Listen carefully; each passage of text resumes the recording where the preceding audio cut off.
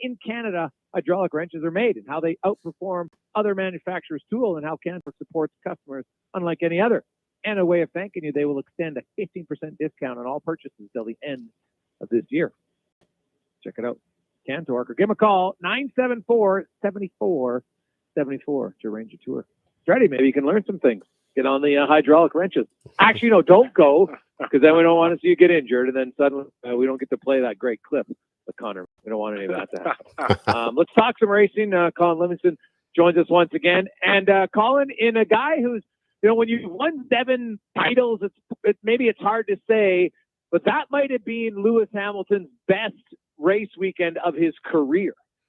Tough to argue that. I mean, man, what else could happen? That was a perfect pick by Connor there. I get knocked down, but I get back up again.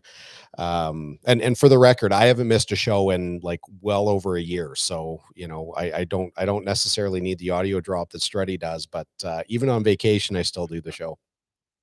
Yeah, that's true. Yeah. You're a little more committed, but yeah, with Hamilton, you're right. So much, they get penalized, and I know Mr. Wolf wasn't very happy about it. Can you take us through the whole wing thing? Because I read one story about whether, they punished them even though they deemed it not to be breaking the rules, yet they allowed Red Bull to fix their wing. Well, I don't understand all the ins and outs of F1 measuring and stuff, but did Mercedes have a legit beef, or did they make the right decision? It's hard to argue with Mercedes on this one, being that they saw over the last couple of weekends Red Bull being able to fix their wing where there were issues. The rules of what are called parc fermé are really, really complicated. And while I can say that I have a general understanding of how things work, I can't go into the specifics, because what happened to Mercedes with their wing was, because the car was in parc fermé, they weren't allowed to touch it, alter it. They had no opportunity to do anything. And what it sounded like is, once the FIA did their inspection, there's the rear wing on these cars, for people who don't follow, F1, there's certain areas of the track where they're allowed to actually open the wing up, and it's called the drag reduction system. It reduces the amount of drag on the car, allows the car to have more straight line speed, which facilitates passing. But there's a maximum tolerable opening, which is 85 millimeters, or it was 85 millimeters last weekend at Brazil.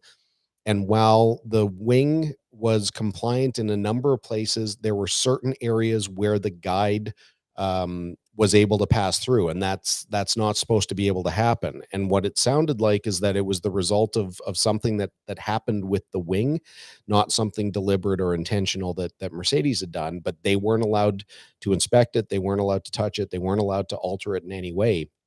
The end result was that, despite Hamilton being the fastest in, not last weekend was kind of a complicated weekend because they used sprint, the 25 or 23 lap sprint race to set qualifying. In the what could be called the time trial, Hamilton was 0.4 faster than anyone else on track.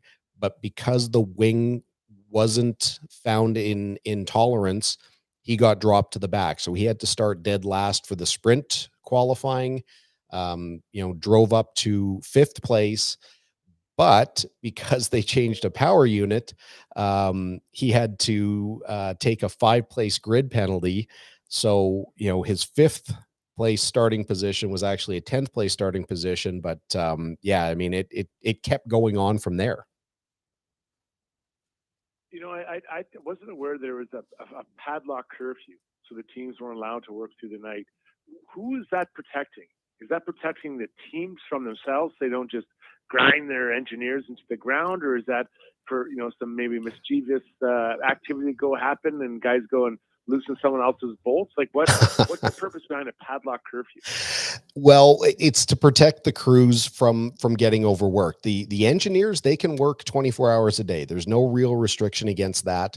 But as far as the garage goes, mechanically, there is a curfew that once things are done, if you have to keep working beyond the curfew, you need permission from the FIA or you get penalized, because the equipment, I shouldn't say all, but so many of the team's cars and pit setups were late arriving into Brazil.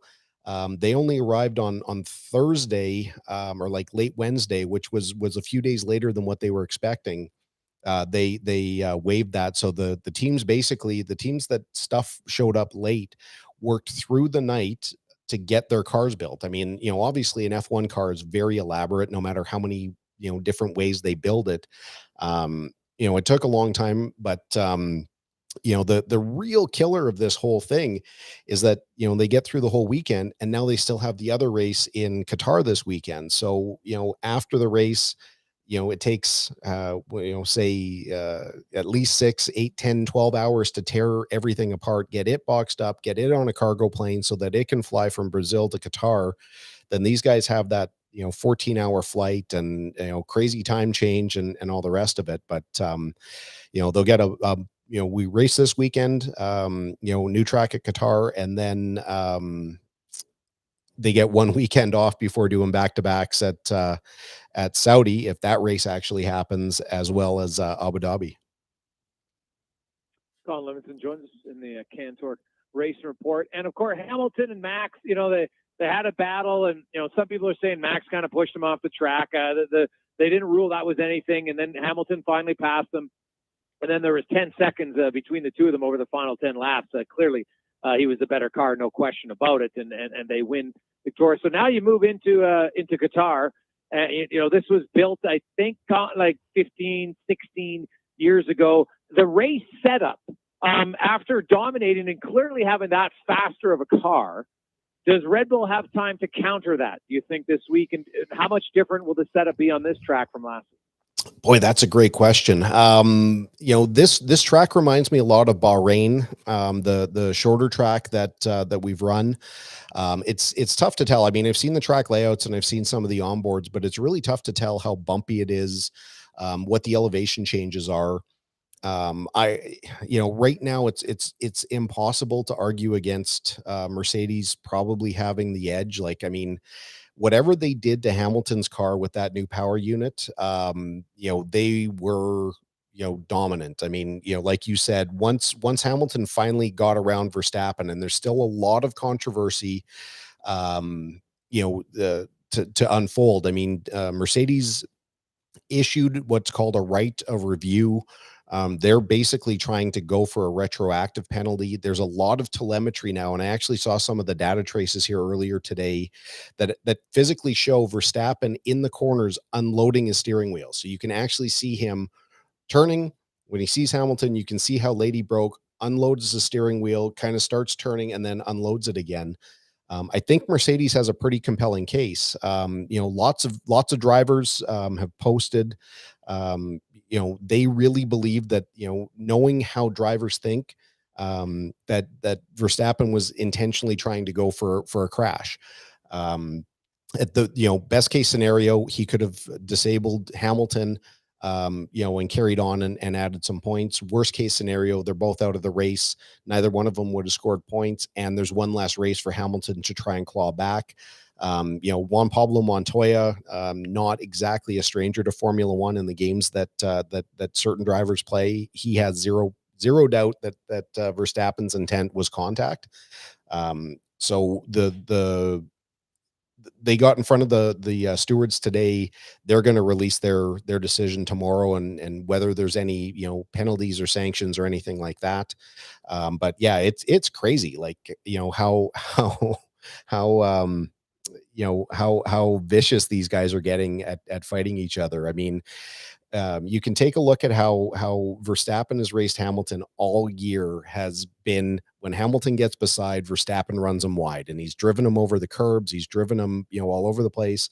Hamilton tried to make the same move at Silverstone. Max closed the door. They made contact. Max has the big accident. Like, it's not a two-way street. I believe Hamilton's run Verstappen very cleanly. Verstappen has been very, very dirty.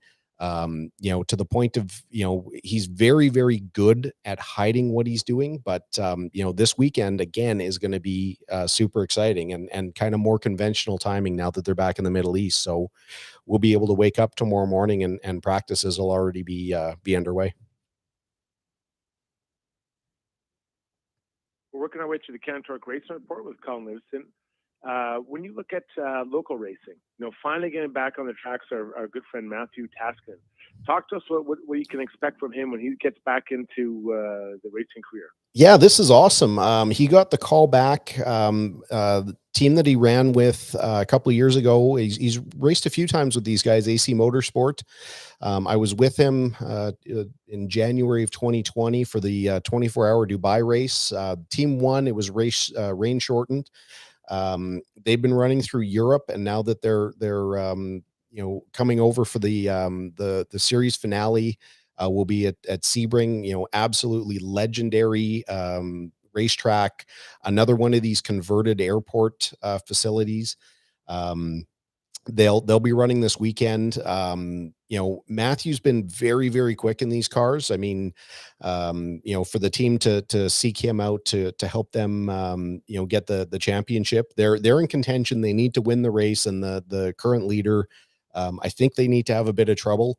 But it'll be great to see Matthew back in a big car. I mean, he's been kicking ass with us in our CRG go-karts the last couple of years, but our club racing and even the bigger kart events don't really compare to this professional level of racing. So really glad to see him go back. I mean, the Sebring is kind of equidistant between Orlando and Miami. So I'm not going to lie that I've been spending a lot of time looking up, trying to find a way to get down there this weekend, because I'm still kind of comfortable in Maui temperatures, but I don't think I can make it work to get down there this weekend.